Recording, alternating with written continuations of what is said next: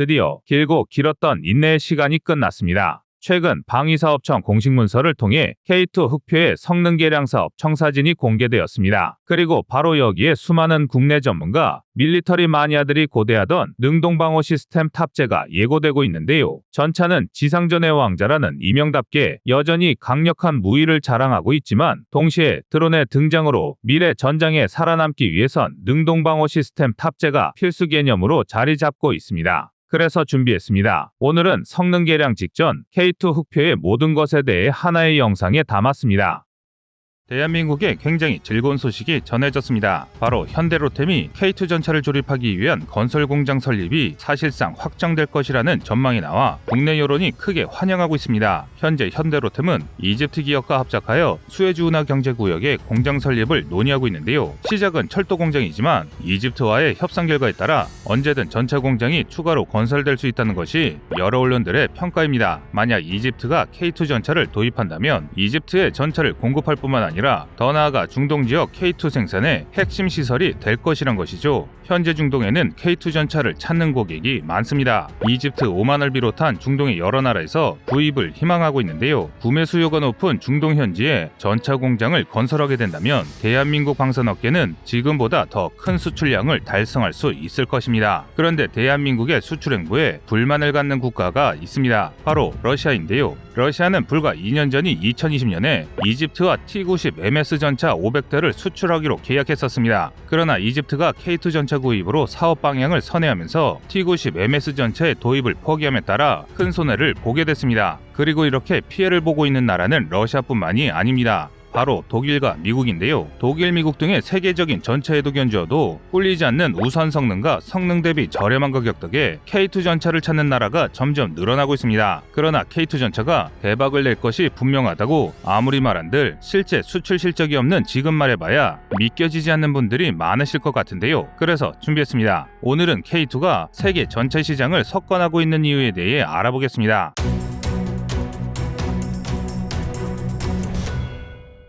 구독과 좋아요, 알림 설정은 꺼리튜브 운영에 많은 도움이 됩니다. 최근 이집트는 군의 현대화를 위해서 많은 자산을 투자하고 있습니다. 하지만 노후화된 전차가 골머리를 아프게 만들고 있는데요. 특히 T-60의 노후화가 심각합니다. 이스라엘과 이집트가 싸웠던 4차 중동전쟁을 벌이던 1973년에도 현역이었을 정도로 고물인데요. 이 전차들은 거의 60년을 쓴 것입니다. 당연히 이집트 역시 교체를 준비 중인데요. 교체하는 김에 T-62뿐만 아니라 구형 M60 패튼 전차 역시 퇴역시킬 계획입니다. 이집트는 현재 2480대의 전차 중 1130대 M1A1 에이브람스 전차를 제외하면 1350대 M60과 T-62 전차를 현역으로 운영하고 있는데요. 예산이 적은 이집트가 한 번의 전차를 교체하지 못하겠지만 다 합치면 못해도 1000대 전차를 신규 도입할 예정입니다. 그리고 이 거대한 사업에 가장 유력한 후보가 대한민국 K2 흑표 전차입니다. 이집트가 K2 전차를 고른 가장 큰 이유는 K2의 주포가 큰 몫을 차지했습니다. K2 전차가 사용하는 55구경장 120mm 전차포 CN08은 800mm 이상의 관통력을 가져 미국 M1 계열 전차가 사용하는 열아우라늄탄의 버금가는 최정상급 관통력을 가지고 있습니다. 그런데 K2는 방호력이 부족한 것도 아닙니다. 오히려 아주 강력한데요. K2 전차의 장갑은 K2 전차의 주포를 막아낼 수 있으며 이는 달리 말해 K2의 장갑 방호력이 800mm 이상이라는 말입니다. 이는 세계적인 전차 강국들의 전차와 비교해도 전혀 꿀리지 않는 수준인데 당장 이번 사업에서 K2 전차 경쟁했던 러시아제 T-90MS도 그 사실을 확인할 수 있습니다. 러시아의 가장 최신형 전차인 T-90MS 전차는 T-72 전차의 설계를 바탕으로 현대전에 맞는 사양으로 개량한 전차입니다. 콘탁트5 반응 장갑을 장착하고 소프트 킬 체계인 슈터러1과 하드 킬 체계인 아레나 APS를 장착해서 생존성이 크게 향상되었습니다. 하지만 T-90MS 한계는 명확한데요. T-90MS의 장갑 방호력은 850mm로 K2 전차와 전면전에서 대등하게 맞설만 하지만 화력에서 K2 전차에게 크게 밀립니다. 현재 러시아의 125mm 활강포는 최대 700mm의 관통력을 가진 것으로 추정하고 있는데요. 이 정도로는 죽었다 깨어나도 정면에서 K2 전차를 격파할 수 없습니다. 전문가들은 교전거리가 굉장히 짧은 시가전을 제외한 거의 모든 전투에서 K2에 비해 압도적으로 열세하다고 말합니다. 뿐만 아니라 K2가 레오파드나 M1 같은 서방권 전차 중에서도 최상위권에 해당한다고 전하는데요. 반면 이 이집트에 3세대 전차를 수출할 만한 또 다른 국가인 프랑스의 르클레르, 독일의 레오파르트 2A7과 비교해보면 우리의 K2가 얼마나 우수한 전차인지 실감할 수밖에 없습니다. 먼저 프랑스의 르클레르 전차입니다. 프랑스는 이집트에 고급 방위 기술을 저렴하게 공급할 만큼 이집트와 친분을 유지하고 있는데요. 르클레르 전차는 800mm의 방호력을 지녀 K2 전차와 비슷한 방호력을 지녔습니다. 하지만 르클레르도 T90과 마찬가지로 K2 전차에 대적하기에는 화력이 부족합니다. 르클레르 전차는 특이하게 120mm 52구경장 활강포를 탑재했는데요. 서양에서 일반적으로 사용되는 55구경장보다 작은 구경장의 전차포를 사용하는 데다가 사용하는 탄약의 관통력이 많이 부족하다는 지적을 받고 있습니다. 르클레르가 사용하는 OFL 120탄의 관통력은 650mm 수준에 불과합니다. 이는 일반적인 현재 선진국 주력 전차들의 평균 관통력인 700mm에 크게 못 미치는 수준입니다. 이 정도 수치는 우리 K1 계열 전차를 겨우 상대할 수 있는 수준인데요. 그래서 군 전문가들은 독자 노선을 지향하던 프랑스가 차세대 무기 개발에 실패하면서 후발주자인 한국에 역전당했다고 전할 만큼 방산무기 산업의 퇴보가 진행 중인 상황이라고 분석합니다. 이뿐만이 아닙니다. 한때 세계 최고의 전차라고 불렸던 레오파르트2와 상대해도 K2가 압도적인데요. 그렇다고 K2가 압살할 정도로 만만하다는 이야기는 아닙니다. 현재 노르웨이에서 K2 전차의 파생형인 K2NO와 경합하고 있는 독일의 레오파르트 2A7은 120mm 55구경장을 탑재했고 최신형 DM63 날개 안정 분리 철갑탄을 사용할 경우 K2의 K279 날탄에 맞먹는 850mm 이상의 관통력이 나올 것으로 평가받고 있습니다. 당연히 장갑도 강력한데요. 신형 복합장갑과 공간장갑을 활용해 약 830mm 이상 방호력을 보유해 전체적으로 K2와 비슷한 성능을 갖고 있습니다. 하지만 레오파르트 전차에는 매우 치명적인 약점이 있습니다. 바로 가격인데요. 해외 군사 매체인 디펜스24의 보도자료에 따르면 독일이 카타르의 레오파르트 2A7 전차를 판매하면서 제시한 한 대당 가격은 약 1,500만 유로, 우리 돈 203억 원에 달합니다. 이는 정말 말도 안 되는 비싼 가격인데요. 이 돈이면 성능이 거의 비슷한 K2 전차 2대를 살 돈이기 때문입니다. 심지어 탄약과 정비, 교육 등이 포함된 프로그램 코스트로 대당 가격을 환산하면 대당 300억 원을 지불해야 합니다. 이에 반해 우리 K2 전차는 설령 프로그램 코스트를 적용한다 하더라도 동급 성능에서 200억 원보다 낮은 가격으로 제공이 가능하므로 가격 경쟁력이 있어서 K2가 훨씬 유리합니다. 또 개량 가능성에서도 차이가 큽니다. 두 전차의 연식 차이가 상당히 심하기 때문인데요. 레오파르트2는 1979년에 도입된 전차로 K1 전차보다 연식이 더 오래되었습니다. 이 사실을 누구보다 잘 알고 있는 것은 독일인데요. 그래서 독일도 한때 레오파르트의 뒤를 이을 차세대 전차의 개발을 추진했습니다. 그러나 군비 감축으로 예산이 줄어들면서 기존 전차를 재활용할 수밖에 없었습니다. 그 결과 한때 세계 최고 수준이라 인정받던 레오파르트 2 전차는 더 이상 개량 계획이 어려운 상황에 직면했으며 개량의 한계를 보이다 보니 차기 전차 계획이 크게 지연되었습니다. 반면 한국의 K2 전차는 이제 막 도입된 전차로 아직 높은 확장성을 가지고 있습니다. K2PL, K2NO, K2 사막형 등 여러 파생형이 쏟아져 나오는 것만 봐도 이를 잘 알 수 있습니다. 그런데 이렇게 우수한 K2 전차를 할지라도 이집트의 차기 전차 사업에서 떨어질 수 있다는 우려가 일각에서 제기됐던 적이 있었는데요. 그 이유는 M1A1 전차를 라이선스 생산할 수 있는 이집트가 굳이 더 비싸고 성능은 비슷한 K2 전차를 살 이유가 없다는 것이죠. 그런데 이는 기우에 불과합니다. 이집트가 무려 1,000대의 M1A1 전차를 보유하고 있음에도 차기 전차 사업으로 다른 전차를 물색하는데 다 그만한 이유가 있습니다. 가장 큰 이유는 바로 미국의 수출 국가에는 다운그레이드된 무기를 받기 때문인데요. 다운그레이드는 무기를 수출할 때 원래 스펙보다 몇 단계 떨어지는 수준으로 판매하는 것을 말하는데요. 이집트의 전차가 바로 그 다운그레이드형입니다. 미국이 사용하는 M1 계열 전차와 이집트의 M1A1의 격차는 정말 엄청납니다. 가장 큰 격차는 열아우라늄의 사용 유무입니다. 미군은 55구경장 전차포가 현대전에 대세가 된 지 10여 년이 흘렀음에도 44구경장 120mm 활강포를 계속해서 운영하고 있습니다. 굳이 개량하지 않더라도 M829 열아우라늄탄을 이용하면 충분한 위력을 낼 수 있기 때문인데요. M829의 최신형인 M829A4는 관통력이 800mm를 넘어 작은 구경장임에도 55구경장을 상대로 뒤처지지 않는 화력을 자랑합니다. 그런데 수출할 때는 이야기가 달라집니다. 열아우라늄은 우라늄은 미국이 철저하게 관리하는 물자이며 그래서 미국은 수출할 때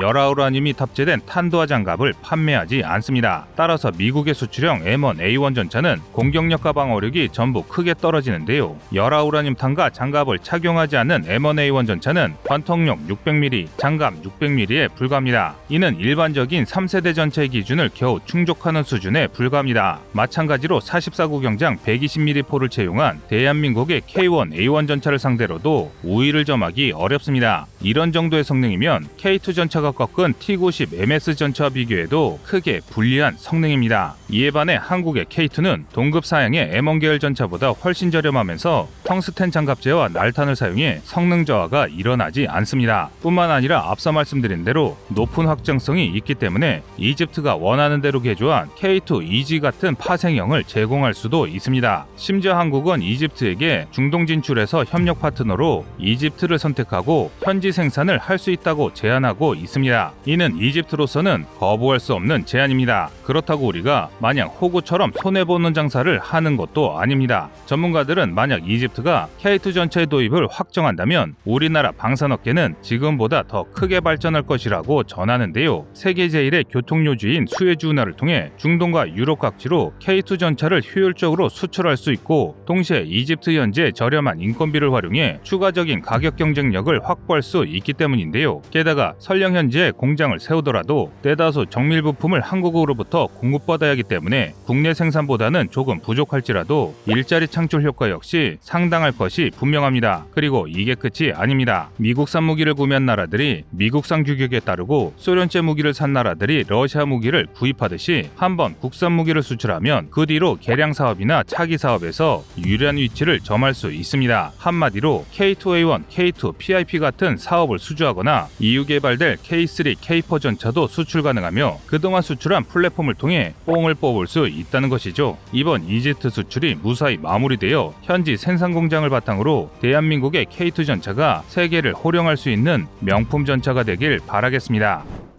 여러분의 구독과 좋아요가 꺼리튜브 운영에 많은 힘이 됩니다. 전차는 전장에서 핵심적인 역할을 수행하는 중요한 무기체계로서 두꺼운 장갑과 강력한 화력, 빠른 기동력으로 현대 전장에서 다양한 역할을 수행할 수 있습니다. 현대전에서 전차의 역할과 장점은 크게 다음과 같은 분류로 나눌 수 있습니다. 첫째, 전차는 적의 방어선을 돌파해 적진 깊숙이 진입하여 중요한 전략적 위치를 확보하는데 핵심적인 역할을 합니다. 둘째, 적의 화력을 억제하여 보병에게 안전한 진격 경로를 제공할 수 있습니다. 또한 전차는 지뢰나 다른 장애물을 제거하는 데도 사용될 수 있어 보병의 이동을 용이하게 합니다. 셋째, 적전차와의 전투에서도 중요한 역할을 하는데요. 전차의 대전차 능력은 전장의 전차전에서 우위를 점하는 데 중요한 요소입니다. 그러나 현대의 전쟁 환경에서는 드론, 대전차 미사일 등 새로운 위협이 등장하고 있습니다. 가장 두드러지는 사례는 러시아 우크라이나 전쟁으로 특히 개전 초기에는 전차무용론이 등장하기까지 했는데요. 이런 전차무용론의 가장 큰 근거는 대전차 무기였습니다. 우크라이나는 미국과 유럽 국가들로부터 제블린 등의 대전차 미사일을 제공받았고 이러한 무기들은 높은 정밀도와 파괴력을 가지고 있어 과거보다 훨씬 효과적으로 전차를 타격할 수 있었습니다. 또한 드론의 활약도 빼놓을 수 없습니다. 러시아 우크라이나 전쟁에서 드론은 저렴하고 효과적인 정찰 및 공격 수단으로 부상했는데요. 우크라이나군은 드론을 통해 러시아 전차의 위치를 정확히 파악하고 공중에서 정밀 타격을 가할 수 있었습니다. 시가전이 늘어난 것도 전차무용론이 거론된 이유 중에 하나입니다. 현대전은 과거보다 시가전의 빈도가 높아질 수밖에 없는데요. 도시 지역에서 전차는 좁은 공간과 다양한 장애물로 인해 기동성이 제한되고 적의 매복 공격에 취약해집니다. 특히 러시아의 전차 운용에서도 많은 문제점이 드러났습니다. 전쟁 초기 러시아의 전차들이 많은 피해를 당한 이유는 제병합동 원칙의 미준수, 부적절한 보병 지원, 부족한 항공 및 포병 지원, 전자전 능력 부재 등이 있었습니다. 또한 러시아 전차들의 설계 구조와 연료 및 부품 조달도 취약점으로 나타났습니다.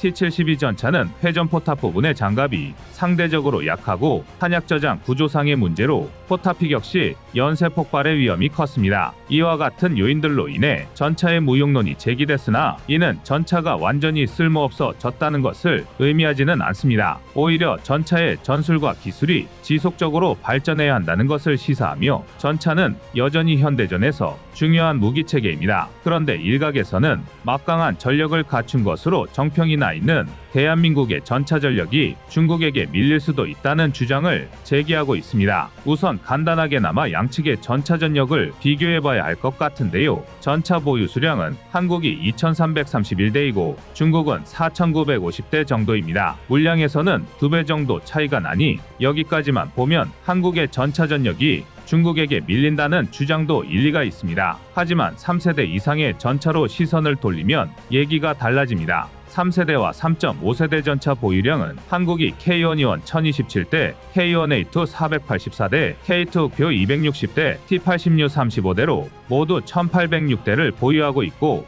중국의 경우 정확하게 알려진 바는 없으나 3세대 이상 전차는 2000대 미만인 것으로 추정되어 우리와 큰 차이가 없습니다. 수주미달인 중국의 여타 전차와 다르게 중국의 3.5세대 전차인 99식 A형은 그나마 준수한 성능을 갖추고 있다고 알려졌는데요. 그래도 한국의 K1A2에게는 다소 위협적일 수 있으나 K2교의 성능에는 미치지 못하는 것으로 평가됩니다. 이는 상상 이상으로 중요한 격차입니다. 전차는 세대 구분에 따라 성능이 극명하게 갈리기 때문입니다. 1세대 전차는 제2차 세계대전 직후부터 1950년대까지의 중형 전차를 의미하며 이 시기에 전차는 다양한 상황에 적응할 수 있도록 다목적성을 추구했습니다. 영국의 센츄리온, 구소련의 T-54, 미국의 M46 패튼 등이 대표적인 1세대 전차입니다. 2세대 전차는 1960년대부터 1970년대에 등장했으며 화생방 방어 능력과 야간 투시 기능을 갖추고 기동력에 중점을 뒀는데요.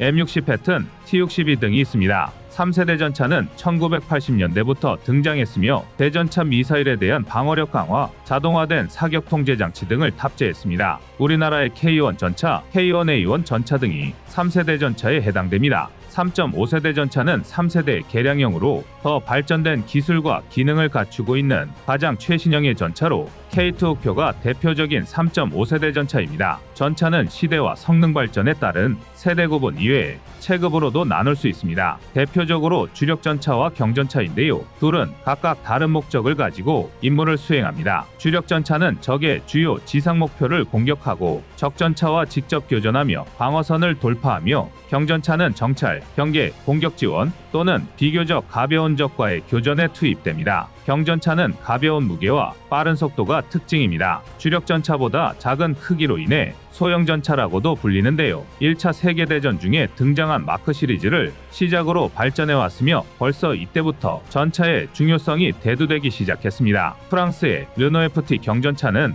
1차 대전에서 적절한 성능을 보여줬으며 영국도 카든 로이드 탱켓과 비커스 6톤을 제작해 운용했습니다. 경전차는 스페인 내전, 폴란드 침공, 하링골 전투 등에서 한계를 드러내기도 했지만 아직도 기갑전력의 한 축으로 자리 잡고 있습니다. 주력 전차와 경전차는 임무와 역할이 다르기 때문에 뭐가 더 우월하다고 단정지을 수는 없습니다. 두 전차의 장단점을 비교해보면 주력 전차는 일반적으로 더 강력한 주포를 갖추고 있으며 더 높은 사정거리와 정확도를 자랑합니다. 경전차는 상대적으로 가벼운 무기를 장착하고 있어 가벼운 목표 또는 정찰 임무에 더 적합합니다. 또한 주력 전차는 경전차에 비해 일반적으로 더 크고 무겁습니다. 이로 인해 더 강력한 무기와 더 높은 수준의 방어력을 갖출 수 있지만 기동력이 다소 떨어질 수 있는 반면 경전차는 가볍고 작아서 빠르게 이동하고 좁은 지역에서 활동하기에 적합합니다. 그리고 군사 분야에 정통한 분들이라면 누구나 쉽게 구분할 수 있지만 의외로 전차와 자주포의 차이점을 모르는 분들도 상당히 많이 계십니다. 어떤 분들은 자주포를 전차의 한 종류라고 생각하시기도 하는데요. 전차와 자주포는 엄연히 다른 무기체계입니다. 전차가 적의 지상 목표 공격, 적전차와 교전, 방어선 돌파 등에 활용된다면 자주포는 장거리에서 적을 공격하기 위해 설계된 포병 시스템입니다. 주로 적의 방어선 후방이나 집결 지역, 적포병, 지원시설 등을 공격하는 데 사용되며 간접 사격을 주로 수행합니다. 설계와 구조상으로도 전차와 자주포의 차이를 알 수 있습니다. 전차는 무거운 장갑으로 둘러싸여 있으며 주무장으로는 대형 구경에 주포를 장착하고 보병 지원을 위한 기관총과 같은 보조무장도 갖추고 있습니다. 자주포는 일반적으로 전차보다 장갑이 얇아 적의 타격에는 취약하지만 곡사포를 사용해 긴 사격 범위와 공격력을 자랑합니다. 여기에 전차와 자주포 두 무기 체계에 또 다른 공통점과 차이점도 있는데요. 자주포는 전투 지역 내 빠른 위치 변경을 위해 설계되었지만 전차만큼의 빠른 속도나 기동성은 제공하지 않습니다. 결론적으로 전차는 전투의 최전선에서 직접 교전을 수행하는 데 중점을 둔 것에 비해 자주포는 보다 안전한 거리에서 간접 사격을 통해 적을 공격하는 데 초점을 맞추고 있습니다. 지상전 전력을 대표하는 주력 전차와 경전차, 자주포에 대해 알아봤는데요. 다시 대한민국과 중국의 전차 전력에 대한 비교를 하자면 전체적인 보유 숫자에 있어서는 한국이 중국에 밀리는 게 맞습니다. 하지만 중요한 것은 뛰어난 성능의 전차를 얼마나 운용하고 있느냐라고 할 수 있는데요. 주력 전차인 3세대 전차와 3.5세대 전차의 수량에서 한국과 중국은 큰 차이가 없습니다. 중국의 3세대 이전 전차가 숫자에서 많기는 하지만 우리 기갑 전력에게는 거추장스러운 장애물에 불과해서 실질적인 전차 전력은 3세대 전차와 3.5세대 전차에서 판가름 납니다. 3세대 전차는 대전차 무기에 대한 방어력을 크게 향상시켜서 전차를 보호하고 승무원의 생존성을 높였습니다. 그리고 고성능의 주포와 고정밀 사격 제어 시스템을 통해 높은 정확도와 파괴력을 가진 사격 능력을 갖추고 있으며 이를 통해 다양한 거리에서 적전차 및 목표물을 효과적으로 파괴할 수 있습니다. 이 밖에도 강력한 엔진과 고급 서스펜션 시스템을 통해 뛰어난 기동성을 자랑합니다. 여기에 3.5세대 전차는 3세대 전차를 바탕으로 추가적인 혁신과 기술적 진보를 이뤄냈습니다. 가장 특징적인 것은 능동보호 시스템입니다. 3.5세대 전차는 능동보호 시스템을 도입하여 대전차 미사일과 로켓으로부터 전차를 보호할 수 있습니다. 또한 정밀하고 파괴적인 무기 시스템, 디지털 전투체계 등으로 지상군의 핵심 자산으로 손꼽힙니다. 앞서 언급했듯이 한국은 3세대 전차와 3.5세대 전차가 1806대가량이고 중국은 2000대 미만인데요. 전쟁 발발 등 유사시를 가정했을 때 중국의 기갑 전력이 대한민국까지 밀고 내려올 가능성은 극히 적습니다.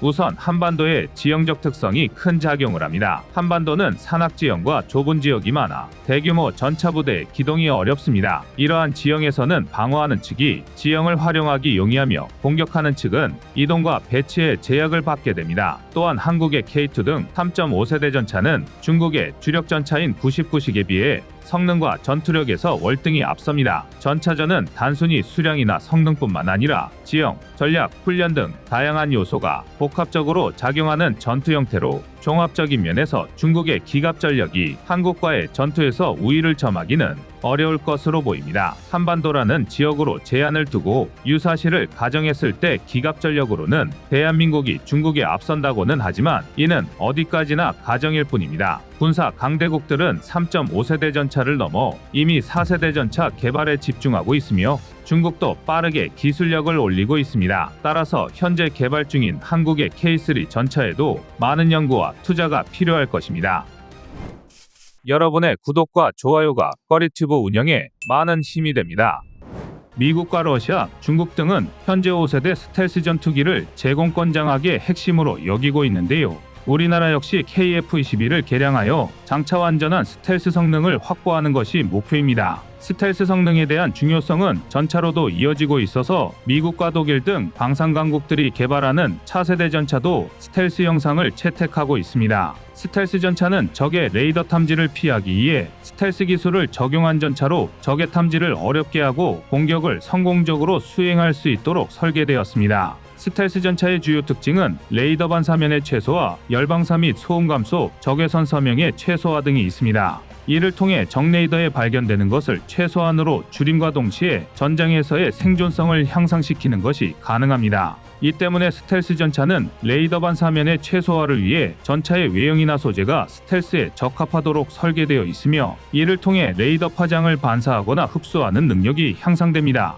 열방사와 소음을 감소하면 적은 스텔스 전차의 열탐지나 청각 탐지가 어려워집니다. 이 때문에 현재 세계 각국에서는 스텔스 전차의 연구 및 개발에 많은 관심을 기울이고 있는데요. 그렇다면 우리 주변국들 상황은 어떨까요? 미국, 러시아, 중국, 유럽 등 다양한 국가에서 스텔스 전차에 대한 연구 및 개발이 진행되고 있습니다. 우선 한동안 전차 개발에서 소식이 뜸했던 미국의 약진이 두드러집니다. 미국에서는 M1 에이브람스의 후속 모델인 M1A3 에이브람스 X의 개발이 진행 중인데요. 이 차량은 무인화 기술과 레이저 포탑, 무선 통신 기술 등을 적용하여 생존성과 화력을 강화하는 것에 중점을 두고 있습니다. 반면 미국의 적대적인 중국이 가만히 있을 리 없습니다. 미국이 새로운 무기 체계의 개발을 시작하면 중국도 장군멍군하는 것처럼 미국에 대항하기 위한 무기 체계를 따라서 개발하는 경우가 많은데요. 이번에도 마찬가지로 중국에서 차세대 전차 GTG-99A3의 개발에 나선 상황입니다.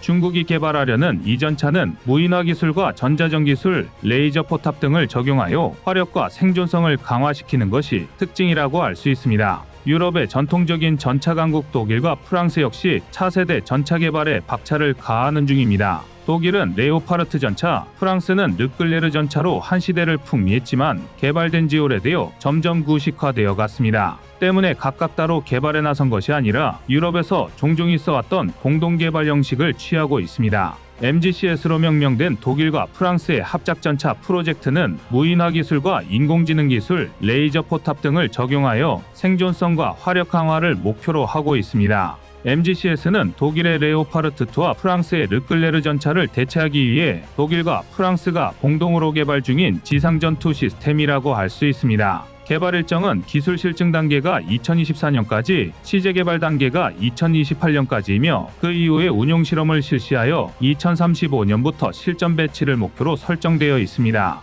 이를 통해 MGCS는 현재 개발 중인 차세대 전차 중에서 가장 빠른 시일 내에 실전에 투입될 것으로 기대되고 있습니다. MGCS의 개발은 독일의 KMW와 프랑스의 넥스터 시스템스가 공동으로 진행하고 있습니다. 개발의 주요 목표는 레오파르트2와 르클레르 전차를 대체하면서도 미래 전차의 요구에 부합하는 기술을 적용하여 화력과 생존성을 강화하는 것입니다. 이를 통해 미래 전차의 발전 방향을 보여주고 있으며 다양한 기술을 적용하여 생존성을 극대화하고 네트워크 기반의 통합전과 무인화를 추구하고 있습니다. 그런데 MGCS 프로젝트가 특이한 것이 하나 있습니다. 바로 EMBT인데요.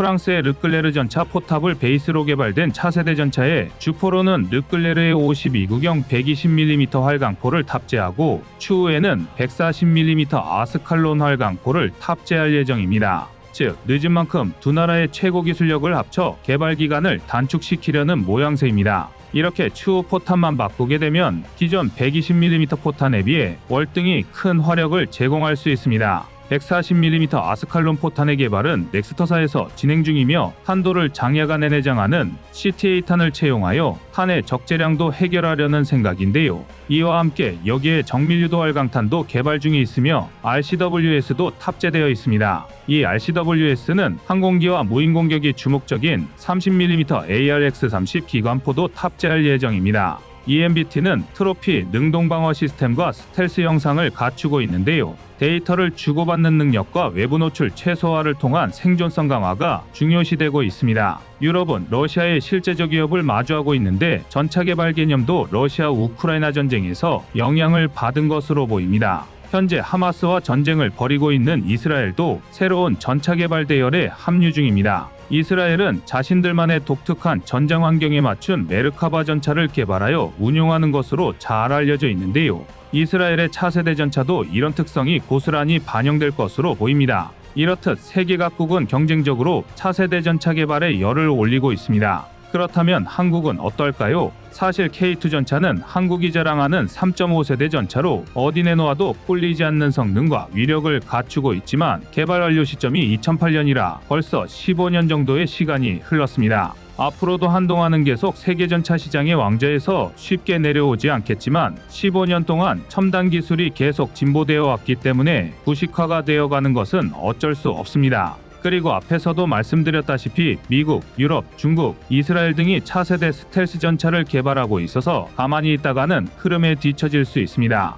무엇보다 여러 실전을 통해 전차무용론이라는 주장이 나올 정도로 방어에 취약한 모습들도 나온 상황이라 우리 군의 전투력 유지와 증강이라는 차원에서도 K3 전차의 개발은 중요한 사안입니다. 현대로템이 개발 중인 K3의 전력화는 2030년 이후로 예정되어 있습니다. 이를 위해 다양한 혁신적 기술이 적용되고 있으며 경량화, 무인화, 자동화에 중점을 두고 있습니다. 또한 네트워크 기반의 통합전과 무인화를 추구하고 있으며 생존성과 화력을 강화하는 기술들이 적용될 예정입니다. 여기서 무인화와 자동화는 사실 같은 선상에 있는 개념이라고 봐도 무방한데요. 인구 감소로 인해 병력 자원도 감소하고 있어서 어떻게 보면 기술 향상에 더불어 우리나라 환경 변화와도 연결된 셈입니다. 기동력 측면에서는 하이브리드식 고효율 전기 추진 시스템이 채택되고 있습니다. 이는 디젤 엔진과 전기 모터를 결합한 하이브리드 체계로 높은 효율과 성능을 제공하며 환경 친화적인 운용이 가능하도록 설계되었습니다.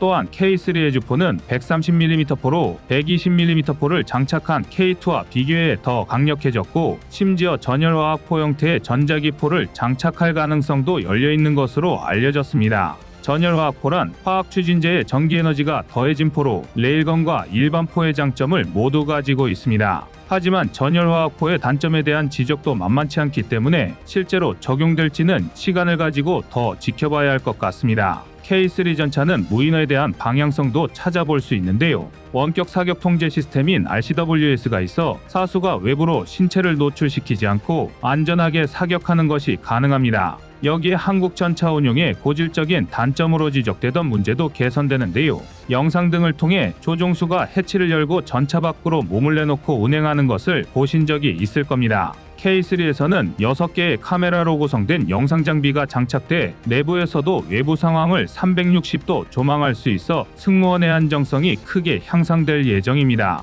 K3를 운용하는 승무원은 전차장, 조종수, 호수 이렇게 3명일 것으로 예상되는데요. 포탑 하부의 캡슐형 승무원실에 탑승해 생존성 향상을 더욱 증대시킵니다. 여기서 끝이 아닙니다. K3도 미국과 유럽 등 해외에서 개발하는 차세대 전차와 마찬가지로 스텔스를 목표로 하고 있는데요. 차량 자체가 최첨단 복합장갑을 채용하고 있어서 상당한 방어력뿐만 아니라 독특한 디자인의 허니컴 구조로 되어 있어서 외부에서의 타격뿐만 아니라 전차 내부에서 발생할 수 있는 화재로부터 승무원실의 피해가 미치지 않도록 개발되었습니다. 이러한 장갑 시스템은 K3 전차가 고도의 방어력을 갖추고 있음을 보여주는 방증인데요. 이러한 기능들은 전차의 방어력, 화력, 상황인식 능력, 기동성 등을 향상시켜 전투 상황에서 우수한 성능을 발휘할 수 있도록 합니다. 전투 상황에서 전차는 군대의 중요한 무기체계 중 하나입니다. 뿐만 아니라 지상전에서 적에게 공포심을 불러일으키는 강력한 무기체계입니다. 차세대 전차의 개발은 우리나라의 군사력을 강화하고 국방력을 높이는 데 큰 역할을 할 것입니다.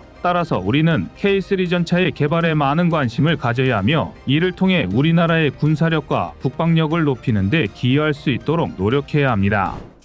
여러분의 구독과 좋아요가 꺼리튜브 운영에 많은 힘이 됩니다. 원래 전차는 제1차 세계대전 당시 적의 참호선을 돌파할 목적으로 개발되었습니다. 포탄 한 방으로 적의 저지선을 파괴하는 전차의 강력함은 전차의 수율을 폭발적으로 증가시켰는데요. 여기에 2차 대전 이후엔 그동안 단점으로 지적되었던 기동성과 경량화를 강화하고 다양한 전투 상황에 능동적으로 대처가 가능한 다목적 전차가 개발되었는데 이를 흔히 주력 전차라 부르고 있습니다. 그리고 아무리 첨단 장비가 고도화된 현대전이라 할지라도 전장의 최전선에서 적을 직접 상대하는 무기로 전차의 대체제는 전혀 없는 실정이죠. 이는 우크라이나 전장에서도 직접 확인할 수가 있는데요. 러시아군은 돈바스 탈환을 위해 자신들이 가진 전차 전력의 40%를 앞세워 대공세를 펼치고 있으며 방어에 나선 우크라이나 역시 기용 가능한 모든 수의 전차를 전선으로 내보내고 있습니다. 심지어 러시아군으로부터 노획한 전차까지 긴급수리에 투입하는 중입니다. 러시아군과 우크라이나군 모두 이렇게 전차 수급에 사활을 거는 이유는 돈바스 지역 대부분이 평지인데다가 인구 밀집도가 낮아 시가전이 아닌 전차들의 포격전이 될 가능성이 크기 때문입니다. 더구나 여기엔 강수량이 높은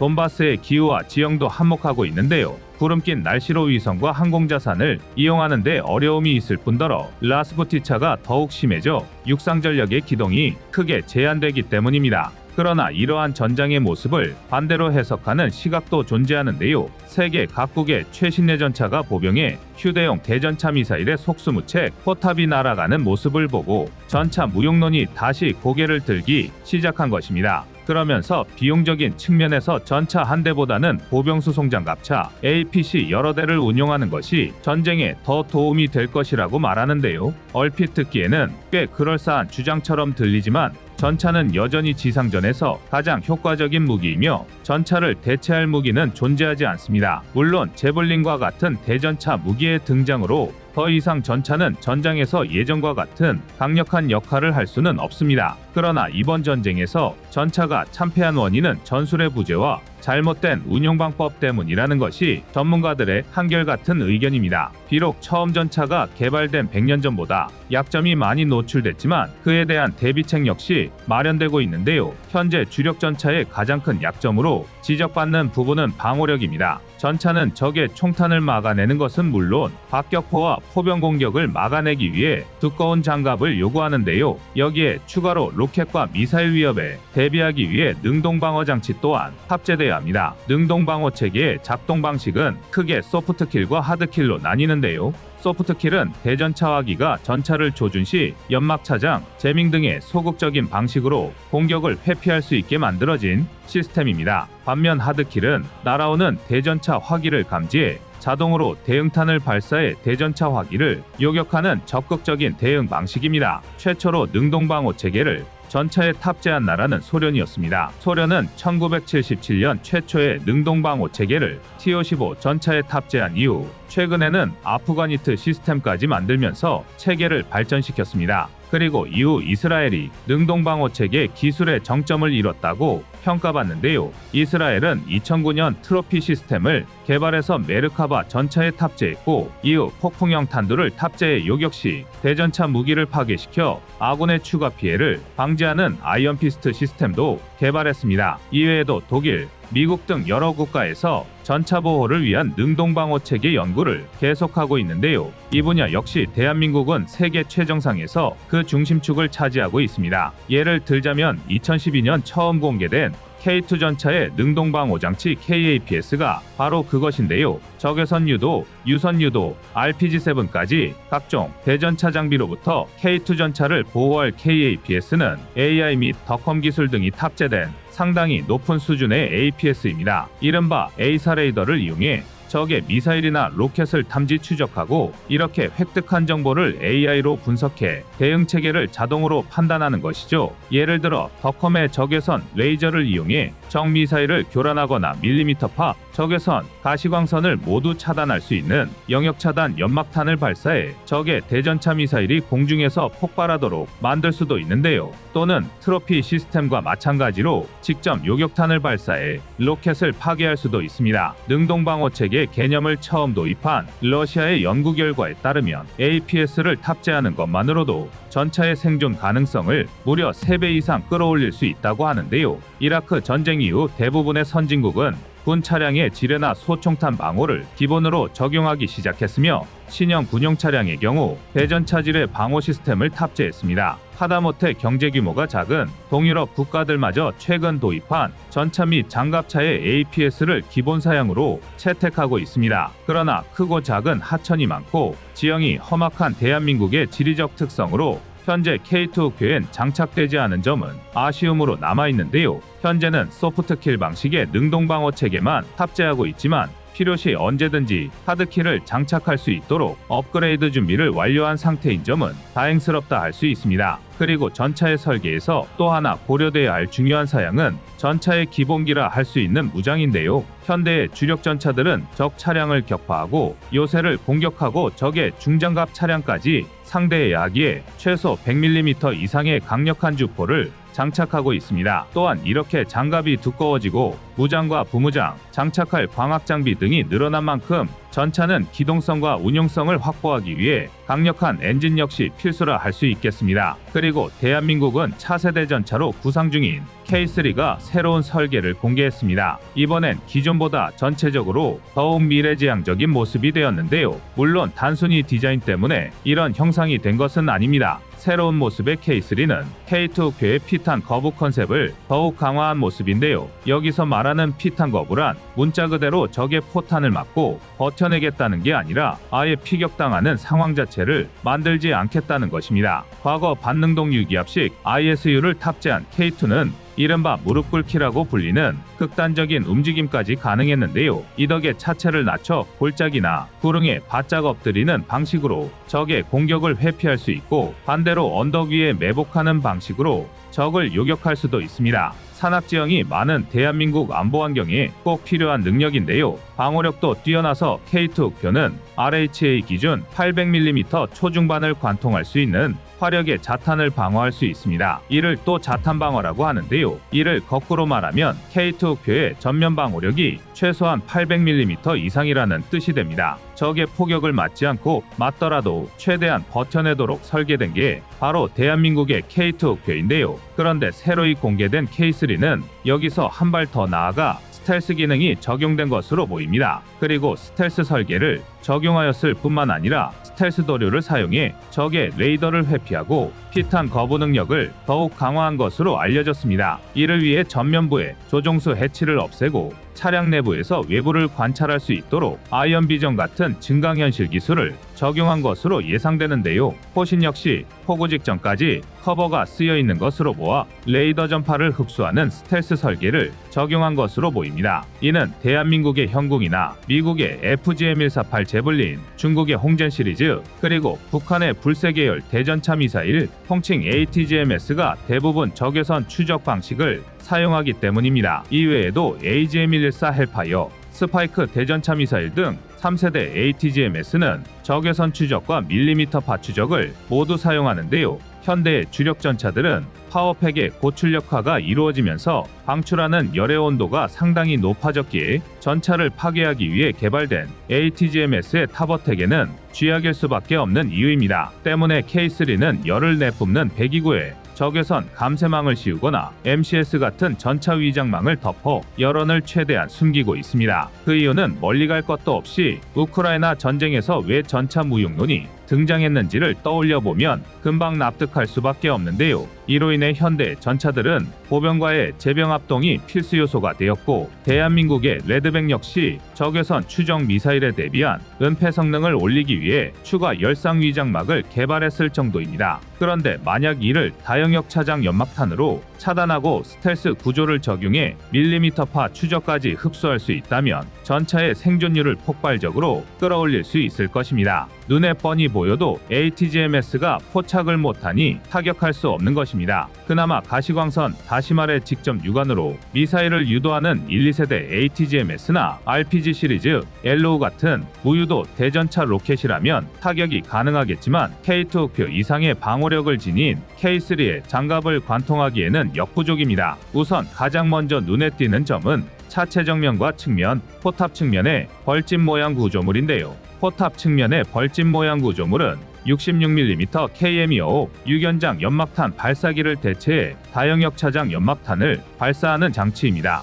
K2 흑표의 소프트킬 능동방어 장치에 사용되는 MSSG는 가시광선은 물론 자외선과 적외선 대역까지 불투과성을 갖추고 있으며 팽창 흑연을 첨가해 밀리미터파 대역 전파까지 흡수 산란시킬 수 있는데요. 쉽게 말해 시각, 열 탐지 장비부터 레이더까지 모두 기만할 수 있는 일종의 강력한 차단막을 장착한 것입니다. 이러한 장점 때문에 이번에 새롭게 공개된 K3는 기존의 형상보다 더욱 스텔스 성능을 강조한 모양새인데요. 여기에 차체 측면에 달린 사이드 스커트 형식의 추가 장갑은 세라믹과 복합 소재 등을 이용한 모듈식 장갑 체계를 적용하는 한편 전차의 약점인 보기륜을 보호하도록 설계되었습니다. 과거부터 현재까지 K2 흑표는 그 걸출한 성능으로 대한민국의 육상 전력을 끌어올리는데 혁혁한 공을 세웠는데요. K2의 명성을 이어갈 한국의 차기 전차는 2025년 본격적인 체계 개발이 시작될 예정입니다. 이제 얼마 남지 않은 시간, K2의 바통을 이어받은 K3가 글로벌 방산업계의 선두로 치고 나가 명실공히 세계 제1의 전차가 되어주길 바랍니다. 여러분의 구독과 좋아요가 꺼리튜브 운영에 많은 힘이 됩니다.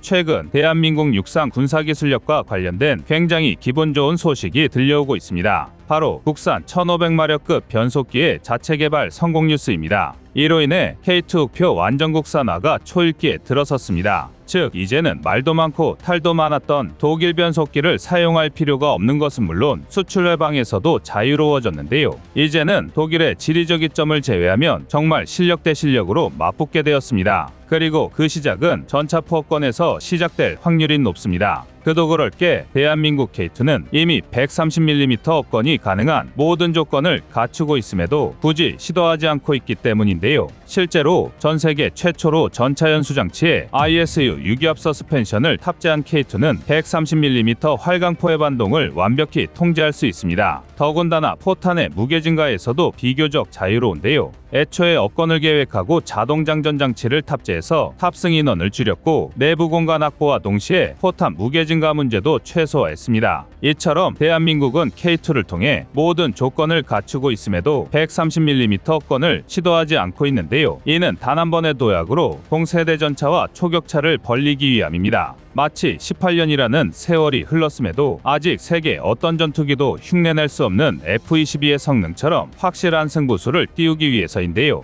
하지만 활강포가 아무리 구조가 간단하고 개발 난이도가 낮다고 해도 무턱대고 140mm 전차포를 개발하는 게 결코 쉬운 일은 아닙니다. 오죽했으면 이미 1980년대 140mm 활강포에 대한 활발한 연구가 진행되었음에도 불구하고 개발에 뛰어들었던 모든 국가가 결국은 포기를 선언했을 정도인데요. 가장 큰 이유는 140mm 활강포의 무지막지한 반동을 효과적으로 억제할 마땅한 방법이 없었기 때문입니다. 실제로 많은 분이 모르는 사실이지만 당장 대한민국부터 K2 개발 초기 단계에서 140mm 활강포를 장착하려 시도했습니다. 그러나 ISU 유기압 서스펜션을 장착하고 있음에도 기동 사격이 불가능하다는 이유와 장약 불안전 연소 문제가 해결되지 않아 120mm 활강포를 탑재할 수밖에 없었는데요. 이는 비단 한국의 사례뿐만이 아니라 40년이 지난 현재에 이르러서도 극복할 수 없는 난제로 남아 있습니다. 일례로 MGCS 프로젝트 일환으로 개발 중인 프랑스의 아스칼론 신형 전차 또한 마찬가지였는데요. 우선 장점만 살펴봤을 때 아스칼론의 140mm 주포의 화력은 경이로운 수준이었습니다. 수치상으로 아스칼론의 140mm의 주포 포구 에너지는 20메가줄에 달했는데요.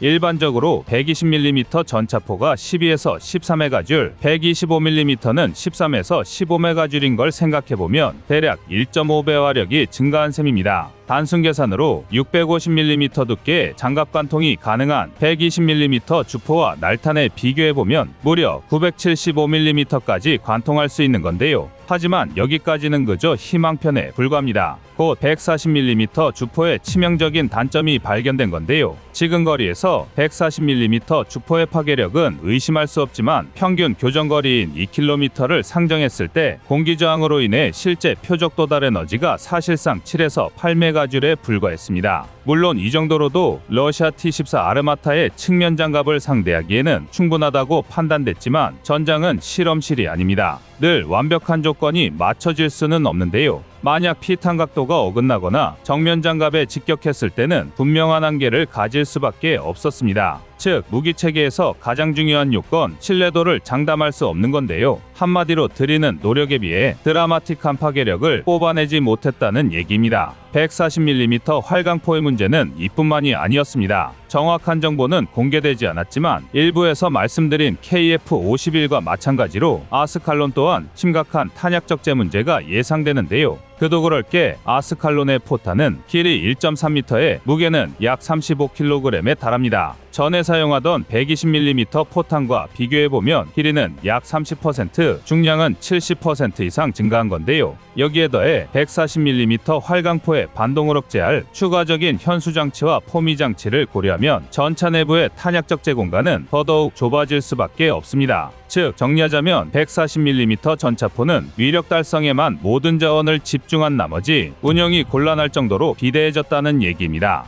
하지만 이처럼 치명적인 단점이 존재하는 140mm 전차포도 대한민국이 만들면 다릅니다. 대한민국은 후발주자인 만큼 기존의 사례를 그대로 답습하는 실수를 저지르지 않았는데요. 바로 K2 전차의 업그레이드 버전인 신형 K3 전차에 탑재될 140mm 전열화학포입니다. 전열화학포는 내관과 장약의 연소 에너지와 함께 외부에서 공급되는 전기 에너지를 복합적으로 이용한다는 특징이 있습니다. 그리고 이 덕분에 기존화포와 같은 구조를 가지면서도 레일건처럼 엄청난 속도와 파괴력을 모두 챙길 수 있는데요. 이것이 가능한 이유는 예전에도 문제가 되었던 장약볼 안전연소를 아크에 의해 생성된 플라즈마를 통해 완전연소에 가까울 만큼 제어할 수 있기 때문입니다. 보통 장약에 들어가는 화약은 연소 반응과 연소율을 높이기 위해 눈에 보이지 않을 만큼 미세한 구멍이 뚫려 있습니다. 수출 생각하시면 이해하시기 쉬우실 텐데요. 그럼에도 불구하고 140mm 활강포는 들어가는 장약에 비해 포탄을 밀어줄 충분한 약실 압력을 얻지 못했습니다. 그러나 전열화학포의 특징으로 인해 마구잡이로 장약을 때려 넣지 않아도 훨씬 강력한 파괴력을 얻을 수 있게 된 것입니다. 일례로 전열화학포의 추정포구 속도는 무려 1.7km에서 2.5km/s에 달하는데요.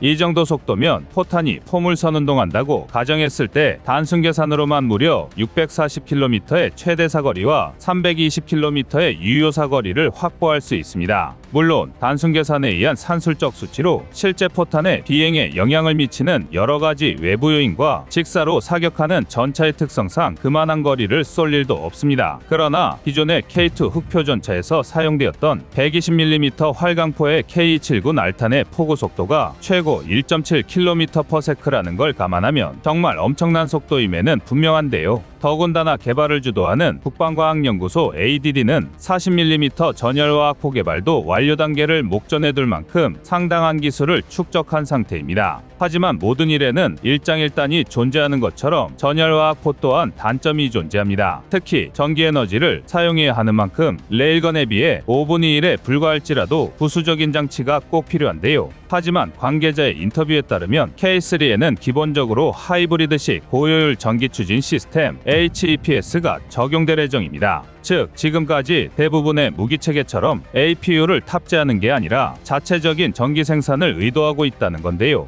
이처럼 140mm 전차포를 보류시켰던 과거 대한민국의 결정은 그저 단순한 포기가 아니라 이보 전진을 위한 일보 후퇴였음이 증명되고 있습니다. 자주국방이라는 흔들리지 않는 가치관을 지켜온 대한민국의 고집이 결국은 성과를 보이고 있는데요. 세계 전차 시장에서 대한민국이 승리하는 순간이 머지않은 것 같습니다.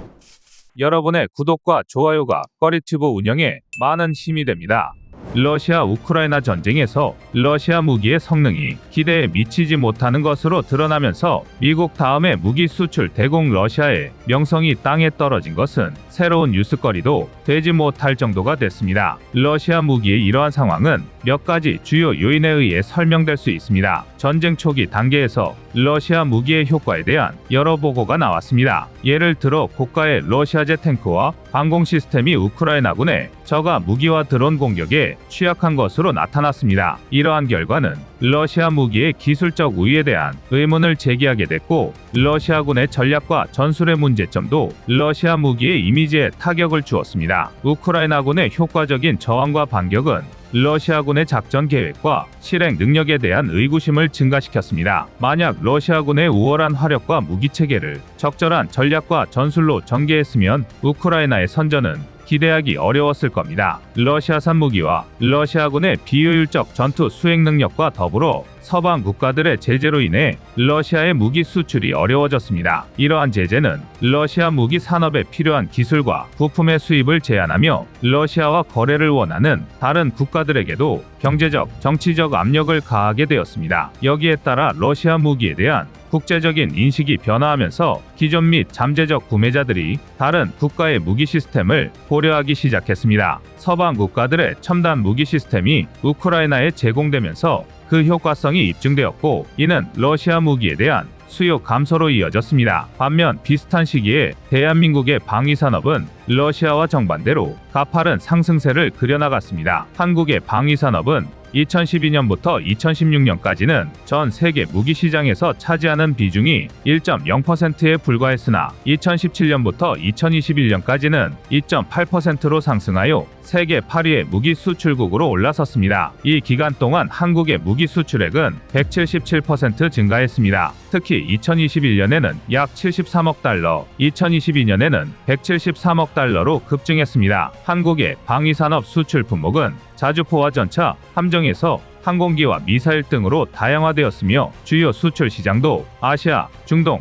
유럽, 중남미, 오세아니아, 아프리카로 확대되었습니다. 한국 방산의 이러한 눈부신 성장은 러시아 우크라이나 전쟁이 초래한 세계의 안보 불안도 한몫했지만 그 이전에 대한민국이 개발하여 생산한 무기들의 성능 자체가 뛰어났기 때문입니다. 그런데 한국 무기의 기술 수준을 비약적으로 발전시킨 계기는 아이러니하게도 러시아와의 관계였습니다. 1991년 대한민국과 소련의 외교 관계 정상화 이후 양국 간의 경제협력 차원에서 한국은 소련에 차관을 제공했습니다. 이 결정은 당시 국제 정치, 경제 상황의 변화와 양국의 전략적 이해관계에 기반을 둔 것이었습니다. 한국은 이 차관을 통해 소련과의 외교 관계를 강화하고 경제 협력의 기회를 모색하고자 했습니다. 또한 냉전 종식 후 변화하는 국제 질서 속에서 한국의 글로벌 입지를 확대하고 동구권 시장에 대한 접근을 확보하는 데 중점을 두었습니다. 하지만 소련 연방이 해체하면서 소련을 계승한 러시아가 새로 출범하고 당시 한국이 제공한 차관을 갚을 여력이 없던 러시아는 현물로 차관의 일부를 갚겠다는 의사를 전달했습니다. 1991년 소련이 붕괴하면서 새롭게 독립한 러시아는 심각한 경제적 어려움을 겪었습니다. 소련 시절 쌓인 대외 부채는 새로운 러시아 연방에 그대로 상속되었지만 경제난으로 인해 현금으로의 대출 상환은 어려워졌고 결국 양국 간 협의를 통해 러시아는 한국에 대한 부채를 현물로 상환하기로 합의했습니다. 러시아의 차관 상환 방식으로는 원자재, 방산물자 등이 포함되어 있었는데요. 국가 간의 차관을 현금 대신 현물 등으로 상환하는 것은 드물지 않은 방식입니다. 차관을 제공한 쪽에서는 차관 문제로 오랫동안 골머리를 앓는 대신 상대 국가에 대한 경제적 혹은 정치적 영향력을 확대하기 위해 현물로 상환을 받는 경우가 있습니다. 차관을 받은 쪽이 에너지 자원이 풍부한 국가라면 석유나 천연가스를 상환 수단으로 사용하거나 기술 이전 및 군사 장비 제공 등의 방식으로 상환하는 경우도 있는데요. 러시아는 한국에게 차관의 상환 수단으로 무기를 제한한 것입니다. 무기와 군사 장비는 당시 러시아가 상대적으로 여유가 있었던 자원이었으며 한국은 군사적 현대화를 추구하고 있었기 때문에 이러한 형태의 상환은 양국의 이해관계에 부합했습니다. 1차 불검 사업을 통해 러시아의 T-86 전차 33대, BMP-3 장갑차 33대, 메티스-M 대전차 미사일 70문 및 관련 탄약, 이글라, 견착식 대공미사일 발사기, 50문 및 탄약 등이 도입됐으며 2차 사업에서는 T-86K 지휘형 전차 2대, 무레나 공기부양정 3척, IL-103 인류신 고등운영기, KA-32A 다목적 헬기, 카잔 경헬기 6대, 메티스-M 대전차 미사일 156문 등이 도입됐습니다. 당시 러시아의 무기 도입은 원인 자체는 차관 상환이 목적이었으나 러시아의 군사무기 기술은 우리나라의 방산 기술 향상에 결정적 역할을 한 계기가 됐습니다. 특히 1985년에 개발된 T-86 전차는 당시로서는 최신 소련 탱크였으니 우리 군에서 두 팔 벌려 환영했을 것 같지만 공산권 국가의 무기라는 사실 때문에 초기에는 거부감도 있었다고 합니다. 그러나 T-86의 성능이 워낙 뛰어나 군 관계자들도 관심을 가지게 됐고 이후 우리 육군에서도 일부가 아직 운용되고 있습니다. 그러나 T-86의 진정한 유사는 우리 전차 제작 기술에 도움을 줬다는 것입니다. 당시 한국은 K1A1 전차를 생산 중이었는데 차기 전차 개발에 T-86의 기술이 적용됐습니다. T-86의 가장 큰 특징 중 하나는 자동장전 장치라고 할 수 있는데요. K2 전차와 K9 자주포에 바로 이 자동장전 장치 기술이 채택되었습니다. 또한 러시아는 T-86에 감소우라늄 분리 철갑탄 역시 넘겨줬는데 이것을 바탕으로 우리 군이 우라늄탄과 각종 전차의 주포 제작 기술을 습득할 수 있었다는 분석도 있습니다. BMP-3 장갑차 역시 빼놓을 수 없었는데요. 현재 우리 군의 주력 장갑차인 K-21 개발에 큰 도움이 된 것이 바로 BMP-3였습니다. 그런데 아시는 분들이 많지 않으시겠지만 불검 사업은 아직도 진행 중에 있는데요. 3차 불검 사업은 현재 지지부진한 상황입니다. 한국의 방위산업 규모나 생산 능력이 이제는 굳이 러시아에게 기대지 않을 만큼 성장한 탓에 우리 측에서도 그리 적극적이지 않은 것도 있지만 결정적 원인은 러시아에 있습니다. 과거처럼 러시아가 화끈하게 무기나 기술 이전을 하지 못하는 가장 큰 이유는 급격히 성장하고 있는 대한민국 방산의 위기를 느꼈기 때문입니다. 불곰 사업 초기만 하더라도 한국이 자신들의 기술을 바탕으로 이렇게까지 성장할 줄은 예상 못했던 터라 더 이상의 무기 기술 이전에 부담을 느끼고 있는 것으로 파악되고 있습니다. 아닌 게 아니라 앞서 언급한 것처럼 러시아 우크라이나 전쟁으로 인해 러시아 무기에 대한 신뢰도가 하락해 러시아의 무기 수출에 부정적인 영향을 미쳤고 전 세계 방위산업 시장에서 러시아의 경쟁력에 의문을 제기하게 만들었습니다. 그리고 러시아의 빈자리를 차고 들어간 게 바로 대한민국 방산입니다. 스톡홀름 국제평화연구소의 통계에 따르면 대한민국의 2018에서 2022년 방산 수출 규모가 전 5년 대비 75% 이상 성장하여 성장세 부분에서는 타의 추종을 불허하는 1위를 차지했습니다. 현재 세계 방산 수출의 4분의 3은 미국, 러시아, 프랑스, 중국, 독일이 차지하고 있는데요. 2023년 기준 한국의 세계 무기 수출 순위는 9위까지 올라섰습니다. 이렇게 가파른 성장세라면 세계 4대 방산 강국이라는 목표도 꿈은 아닐 것 같습니다. 어쩌면 러시아가 한국의 첫 번째 재물이 될 수도 있다는 자신감이 너무 과하다면 과한 자신감이겠지만 이미 현실에서 조금씩 그 결과가 나타나고 있습니다. 그동안 동남아시아 무기 시장을 장악하던 러시아가 한국에게 추월당한 것입니다. 뉴욕타임스는 러시아가 동남아 무기 시장을 잃고 있다고 보도했으며 이코노미스트는 동남아 무기 시장에서 한국이 러시아의 빈자리를 대체하고 있다고 전했습니다. 이는 수치상으로도 나타나는데요. 2017에서 2021년 기간 동안 동남아시아 전체 무기 거래에서 러시아제 무기의 비중이 14%인 반면 한국 무기는 18%를 차지한 것입니다. 전문가들은 동남아시아에서 한국 무기가 러시아 무기를 밀어낸 것에 다음과 같은 분석을 내놓아 눈길을 끌기도 했는데요. 가장 큰 이유는 역시 성능입니다. 한국 무기는 나토 표준 규격이면서 신뢰도 높은 첨단 무기 체계라는 것을 첫 번째로 꼽았고 다음이 가격입니다. 한마디로 가성비라는 것인데요. 가성비라는 말이 어떻게 보면 싼 게 비지떡 같은 부정적인 이미지로 들릴 수 있지만 싱가포르 싱크탱크인 ISEAS 유소프 이상연구소 이한 연구원의 한국 첨단 무기 체계는 서방의 무기보다 가격은 싸지만 성능은 뛰어나다라는 말로 가성비에 대한 오해를 불식시킬 수 있을 것 같습니다. 또 하나의 이유로는 한국은 여타 무기 생산국에 비해 숨겨진 정치적 전략적 의도 없이 무기 그 자체의 가격과 성능만으로 믿을 수 있는 나라라는 것입니다. 무기 판매는 무기 판매와 더불어 군사안보 분야의 역학관계가 형성될 수 있는데요. 한국은 그런 점에서도 강점을 가지고 있다고 볼 수 있습니다. 러시아는 아직도 세계 무기 시장에서 미국의 뒤를 이은 2위 국가입니다. 하지만 그 위상이 점점 추락해가고 있는데요. 떠오르는 방산 강국 대한민국이 러시아의 무기 제작 기술로 성장의 발판을 마련했다면 러시아의 추락 역시 눈여겨보고 반면교사로 삼을 필요가 있을 것 같습니다. 여러분의 구독과 좋아요가 꺼리튜브 운영에 많은 힘이 됩니다.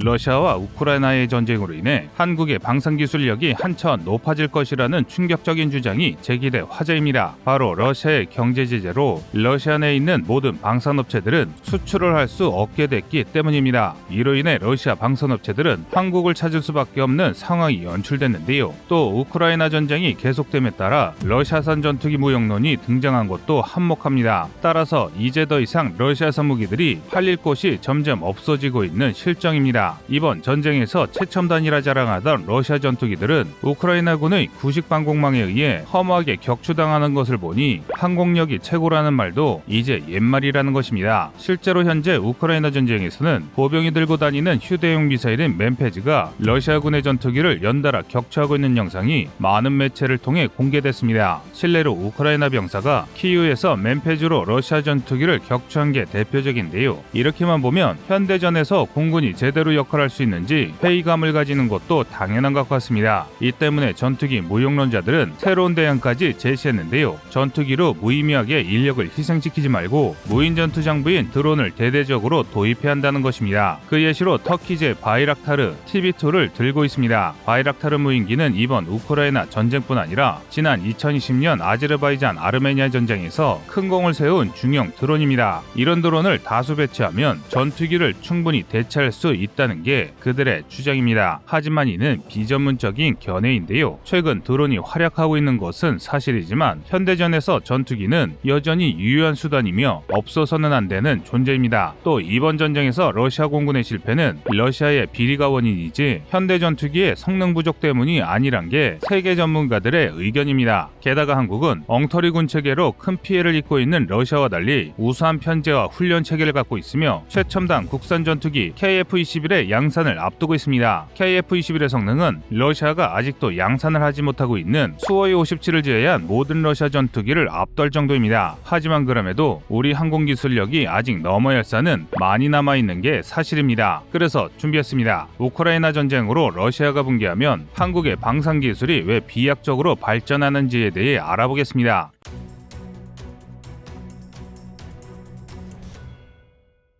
러시아 항공우주군이 우크라이나에서 전체 공군의 10%에 해당하는 전력을 상실했다는 충격적인 주장이 등장했습니다. 이게 사실이라면 러시아는 정말 엄청난 참패인데요. 우크라이나 국방부는 3월 8일 기준으로 러시아 항공우주군의 전투기 52기, 헬리콥터 69기를 격추시켰다고 주장했습니다. 또 세세한 내용도 공개했는데요. 그런데 그 목록이 정말 놀랍습니다. 러시아 공군이 자랑하던 최신의 전투기들이 잔뜩 포함됐기 때문인데요. 전폭기 임무를 수행하는 수호이 34를 시작으로 러시아의 주력 전투기인 수호이 17이 우크라이나에게 격추됐으며 심지어 시아가 가진 가장 최신형 전투기인 수호이 35의 격추까지 확인됐습니다. 이건 정말 충격적인 소식입니다. 전폭 임무를 수행하느라 무장을 잔뜩 실은 수호이 34나 수적으로는 많아도 성능이 떨어지는 수호이 27이야 좀 떨어질 수 있다고 해도 F-15EX와 견줄 수 있다던 4.5세대 하이급 전투기 수호이 35가 격추되리라고는 그 누구도 예상하지 못한 결과인데요. 이로 인해 개전 초기 러시아군이 일방적으로 제공권을 장악할 것이라는 군사 전문가들의 예측은 보기 좋게 빗나가버리고 말았습니다. 때문에 국내 일각에서 비싸고 유지하기 힘든 현대 전투기가 과연 전쟁에 필요하겠냐는 회의론을 제기하는 사람들이 생겼습니다. 세계 2위의 군사력을 자랑하는 러시아조차 우크라이나의 제공권을 장악하지 못했는데 고작 대한민국이 중국은커녕 북한의 방공망이나 제대로 뚫을 수 있겠냐는 것이 이들의 주장입니다. 그런데 이는 전혀 걱정할 만한 이야기가 아닙니다. 이미 대한민국은 기술적인 측면과 전술적인 측면 모든 분야에서 러시아군을 따라잡기 시작했습니다. 특히 기술적 측면에서 대한민국은 러시아와 기술 격차는 이미 상당히 좁혀진 상태입니다. 그 증거가 바로 곧 시험 비행을 앞두고 있는 KF-21 보라매입니다. KF-21 보라매는 전장 16.9m, 전폭 11.2m, 전고 4.7m의 미들급 전투기로 장기적으로 5세대 전투기로 개량이 예정되어 있습니다. KF-21이 추가적인 개량을 거치면 5세대 전투기 중에서도 최상급인 F-35 전투기에 준하는 전력을 가질 수 있다는 게 전문가들의 분석인데요. 지금이야 한국의 항공기술력이 많은 언론 매체에 공개되면서 우리 국민들의 한국의 방산기술력에 신뢰가 쌓인 상태이지만 처음 KF-21 개발 당시만 하더라도 이에 대한 반발도 상당했습니다. 이제 겨우 첫 국산 전투기를 만드는 한국의 4.5세대 전투기가 5세대 전투기를 개발하고 배치까지 완료한 러시아의 전투기에 견주는 것이 가당키냐 하냐는 것입니다. 하지만 관련 업계 전문가들은 블록3까지 개량된 KF-21은 러시아가 개발 예정이던 최신형 전투기와 비교해도 훨씬 우세할 수 있을 것이라고 분석 중입니다. 그 비교 대상은 바로 러시아가 새로 개발한 5세대 전투기 수호이 체크메이트인데요. 수호이 체크메이트는 2021년 러시아의 수호이사가 모스크바 국제 에어쇼에서 공개한 신형 로우급 전투기입니다. 하지만 로우급이라고 해도 절대 무시할 수 없는 성능을 가졌습니다. 공개된 정보에 따르면 체크메이트는 전장 17.5m, 전폭 11.8m로 KF-21보다 훨씬 큰 기체입니다. 크기만 따지면 무려 F-22와 맞먹고 수호이 57과 비등할 정도인데요. 이 덕에 폭장량과 항속거리가 매우 우수합니다. 최대 폭장량 7.4톤, 항속거리는 2,900km에 달해 로우급임에도 불구하고 KF-21과 비슷할 정도로 성능이 좋습니다. 심지어 가격까지 저렴합니다. 제작사인 수호이는 체크메이트가 로우급 전투기를 강조하며 KF-21보다 훨씬 저렴한 가격에 판매할 수 있다고 거듭 강조했습니다. 이 때문에 체크메이트가 등장하면서 한국의 KF-21 보라매의 수출길이 막혔다는 비관론까지 나올 정도였는데요. 그런데 상황이 점차 바뀌기 시작했습니다. 그 이유는 러시아제 항공기의 신뢰성을 크게 떨어뜨린 대사건이 발생했기 때문입니다. 그 문제는 바로 GPS인데요. 2016년 러시아 항공우주군이 공개한 사진에 따르면 따르면 수호이 34 전폭기가 민수용 GPS를 사용하는 것이 확인돼 큰 충격을 주었습니다. 러시아가 글로나스라는 자국산 GPS를 보유하고 있는 국가라는 점을 감안한다면 이는 정말 말도 안 되는 일인데요. 이에 대해 전문가들은 러시아가 운영하는 군용 GPS에 심각한 성능 부족이 드러난 것이라고 말합니다. 군용 항법 장비가 시도 때도 없이 고장이 나니 상용 GPS 장비를 비상용으로 사용했다는 것입니다. 그리고 이런 사실이 밝혀지면서 러시아산 전투기에 대한 신뢰가 땅에 떨어졌습니다. 이는 상당히 심각한 문제입니다. 그중 가장 대표적인 문제가 기껏 첨단 전투기를 사더라도 엉터리 항법 장치 때문에 정밀 유도 무기를 쓸 수 없는 것입니다. 그런데 문제는 또 있습니다. 바로 레이더입니다. 아무리 러시아의 최첨단 전투기라 할지라도 서방에 비해 레이더용 반도체 소재 기술이 떨어지는 러시아의 상황을 고려하면 아무리 첨단의 레이더라 하더라도 성능이 좋을 수가 없는데요. 심지어 경제 제재로 외산 부품을 살 수 없게 되었으니